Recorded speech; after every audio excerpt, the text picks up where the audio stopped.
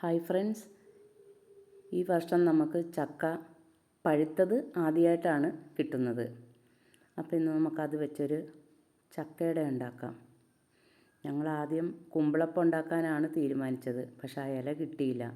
അതുകൊണ്ട് വാഴയിലയിൽ ഉണ്ടാക്കാമെന്ന് വിചാരിച്ചു. അപ്പോൾ വീഡിയോയിലേക്ക് പോകുന്നതിനേക്കാളും മുന്നേ ഞങ്ങളുടെ ചാനൽ ആദ്യമായിട്ട് കാണുന്നവരുണ്ടെങ്കിൽ ഒന്ന് സബ്സ്ക്രൈബ് ചെയ്യണേ. അപ്പോൾ നമുക്ക് വീഡിയോയിലേക്ക് പോകാം. അപ്പോൾ ചക്ക ചെറുതാണ്. അപ്പോൾ 2 ദിവസമായി ഇത് കിട്ടിയിട്ട്. അപ്പോൾ ഞങ്ങൾ അമ്പലത്തിൽ പോയതായതുകൊണ്ട് മുറിക്കാനായിട്ട് പറ്റിയില്ല. വന്നപ്പോഴത്തേനും പഴുത്തും പോയി. ഈ ചതഞ്ഞ വശാന്ന് തോന്നണ് അങ്ങോട്ട് പഴുത്തു പോയി. അപ്പം നമുക്കിത് മുറിക്കാം.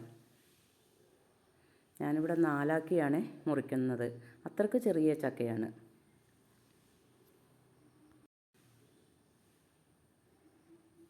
എൻ്റെ ഒരു വശം ചീഞ്ഞു പോയേ, പഴുത്ത്. ഇനി നമുക്കതിൻ്റെ നെഞ്ച് ഭാഗം അങ്ങോട്ട് ചെത്തിക്കളയണേ.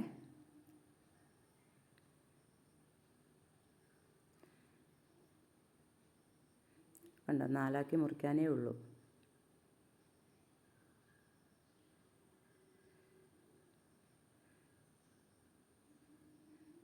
നല്ല ചക്കയായിരുന്നു, നല്ല മധുരമൊക്കെ ഉണ്ടായിരുന്നു. ഇനി നമുക്കിതൊന്ന് പൊളിച്ചെടുക്കാം.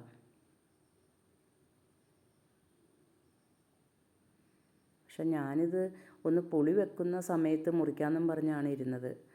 അപ്പോഴാണിത് പഴുത്തും പോയി.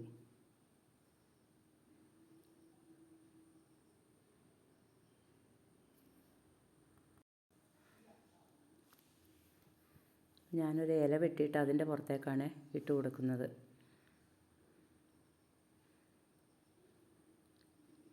അപ്പോൾ പശ ഉണ്ടെങ്കിൽ കുഴപ്പവുമില്ല. അപ്പം എല്ലാം പൊളിച്ച് വെച്ചിട്ടുണ്ട്. ചക്കക്കുരു എടുത്ത് വെച്ചിട്ടുണ്ട്. ഇവിടെ ചക്കക്കുരു കറി വെക്കുന്നത് എല്ലാവർക്കും ഇഷ്ടമാണ്. അപ്പം ഞാനിത് മൊത്തമായിട്ട് എടുക്കുന്നില്ല, ഇതിൻ്റെ പകുതിയേ എടുക്കുന്നുള്ളൂ. നമുക്കൊരു കുക്കറിലേക്ക് മുറിച്ചിട്ട് കൊടുക്കാം. 2ആക്കി മുറിച്ചിട്ട് കൊടുക്കണേ.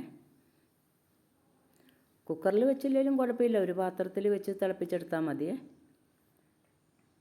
കുക്കറിലാകുമ്പോൾ 2 വിസിൽ കേട്ടിട്ട് ഓഫാക്കി ഇടണേ.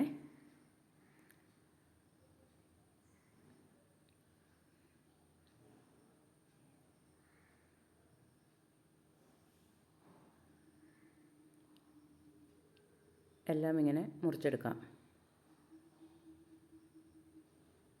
ചക്കപ്പഴം തിന്നാൻ പേടിയാണ്. ഞങ്ങളധികവും ഇവിടെ പച്ചച്ചക്കയാണ് ഉപയോഗിക്കണേ. ഷുഗറുള്ളത് കൊണ്ട് ഈ പഴുത്ത ചക്ക കഴിച്ചിട്ടുണ്ടെങ്കിൽ പെട്ടെന്ന് അങ്ങോട്ട് കൂടും. അപ്പം പച്ചച്ചക്ക ഷുഗറിനൊക്കെ നല്ലതാണെന്നാലോ പറയണേ. അപ്പം നമുക്കൊരു 1/2 കപ്പ് വെള്ളം ഒഴിച്ചു കൊടുത്തിട്ടുണ്ട്. ഇനി ഇത് അടച്ച് വെച്ച് വേവിക്കാം. ഇത്തിരി വെള്ളം ഒഴിച്ചാലാണ് നമുക്ക് പൊടി ഇടുമ്പോഴത്തേനും ഇളക്കിയെടുക്കാൻ പറ്റുള്ളൂ.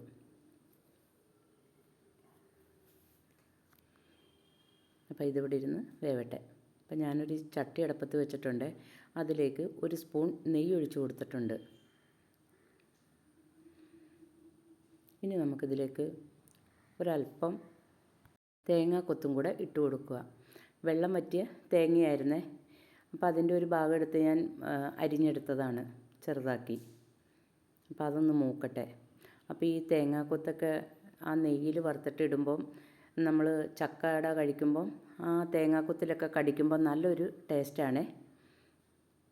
അപ്പോൾ ഇങ്ങനെ ഉണ്ടാക്കാത്തവരുണ്ടെങ്കിൽ ഒന്ന് ഉണ്ടാക്കി നോക്കണേ, തേങ്ങാക്കൊത്തിട്ട്.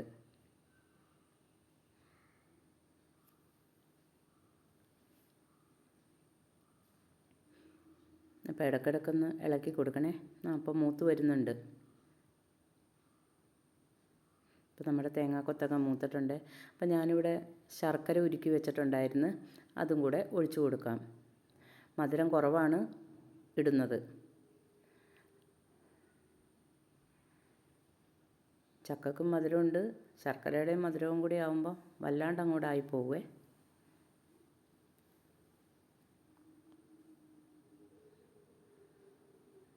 ഇനി നമുക്ക് ഒരു തേങ്ങ ചിരുകി വെച്ചിട്ടുണ്ടായിരുന്നു, അതും കൂടെ ഇട്ട് കൊടുക്കാം.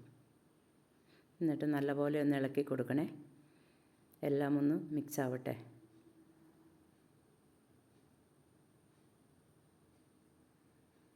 ഇനി നമുക്ക് ഒരു 6-7 ഏലക്കായും ഒരു 1/4 ടീസ്പൂൺ ജീരകവും കൂടെ പൊടിച്ചെടുത്തിട്ടുണ്ട്. അതും കൂടെ ഇട്ട് കൊടുക്കാം. ഏലക്കായൻ്റെ തൊണ്ട് കളഞ്ഞിട്ടാണ് ഇട്ടത്. അല്ലെങ്കിൽ ആ തൊണ്ടിലൊക്കെ ഇങ്ങനെ കടിക്കുമ്പം തൊണ്ട് കൂടി ഇടുമ്പോൾ കടിക്കുമ്പോൾ നമുക്കൊരു ഇഷ്ടക്കുറവ് പോലെ തോന്നുമേ, വായിലൊക്കെ ഇങ്ങനെ കൊണ്ട് കയറുന്ന പോലെ. അപ്പോൾ അതുകൊണ്ട് ഞാൻ എപ്പോഴും ഏലക്കായ എടുക്കുമ്പോൾ ഇങ്ങനെ പൊളിച്ചിട്ടാണ് ഇടാറ്. ഇനി വേവിച്ച് വെച്ചിരിക്കുന്ന ചക്കയും കൂടെ ഇട്ട് കൊടുക്കാം. ചക്കപ്പഴം. ഇവിടെ ഭയങ്കര മഴയാണ്.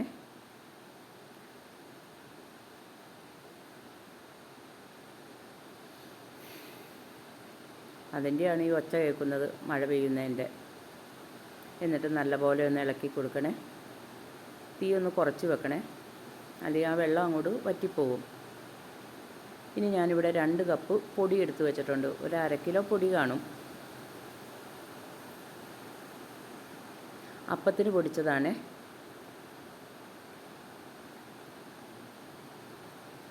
അതും കൂടെ ഇട്ട് കൊടുക്കാം. ഒരു 1/2 കിലോ ഉണ്ടാവുമേ. ഞങ്ങളിവിടെ അരി കുതിർത്തി പൊടിപ്പിച്ച് വെക്കുകയാണ് ചെയ്യണേ, വറുത്ത്. അപ്പോൾ അപ്പത്തിന് പൊടിക്കും. എന്നിട്ട് നല്ല പോലെ ഇളക്കി കൊടുക്കണം. തീ അങ്ങോട്ട് ഓഫാക്കിയേക്കണേ, അല്ലെങ്കിൽ പൊടി അങ്ങോട്ട് ഉറച്ചങ്ങോട്ട് പോകും. നല്ല പോലെ ഇളക്കിയെടുക്കണം.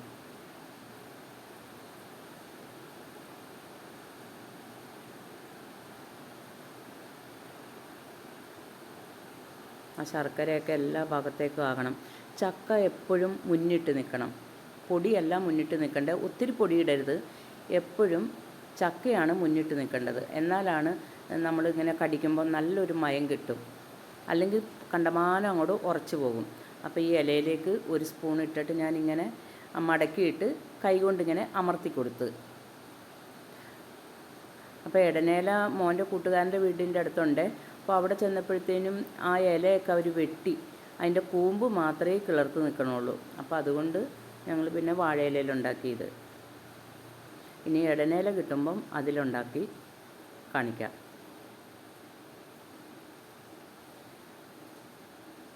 അപ്പോൾ എല്ലാം ഇതേപോലെ തന്നെ നമുക്ക് ഇലയിൽ വെച്ച് പരത്തിയെടുക്കാം.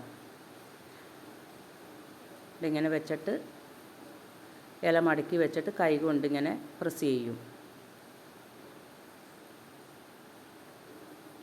എന്നിട്ട് 2 സൈഡിൽ നിന്നും മടക്കിയിട്ട് ആ മേല് ഭാഗവും ഒന്നങ്ങോട്ട് മടക്കി വെക്കും. ഇതിപ്പോൾ ചെറിയ ഇലയായിട്ടാണ്. അപ്പോൾ എല്ലാം ഇതേപോലെ തന്നെ പരത്തി വെക്കാം.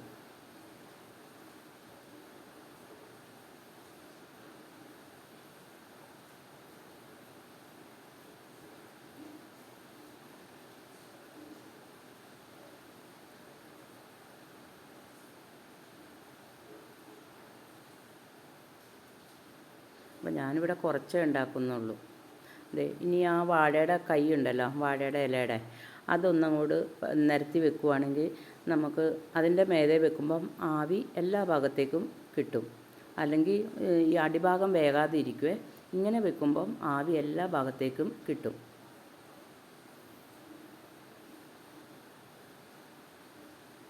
ആവിയൊക്കെ നല്ലതുപോലെ വരുന്നുണ്ട്.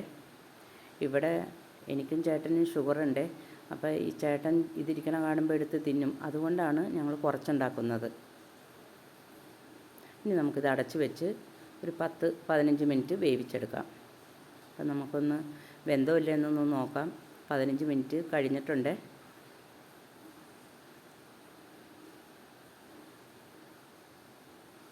കണ്ടോ, എല്ലാ ഭാഗവും വെന്തിട്ടുണ്ട്. അതങ്ങനെ വെച്ചതുകൊണ്ടാണ് അങ്ങനെ അടിഭാഗം വെന്ത് കിട്ടിയത്. അല്ലെങ്കിൽ നമ്മൾ തിരിച്ചൊക്കെ ഇട്ട് കൊടുക്കേണ്ടി വരുവേ.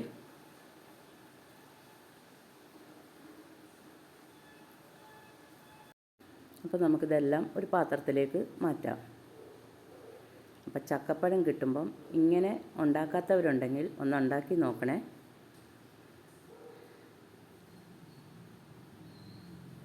വീഡിയോ ഇഷ്ടപ്പെട്ടെങ്കിൽ ലൈക്ക് ചെയ്യാൻ മറക്കരുതേ.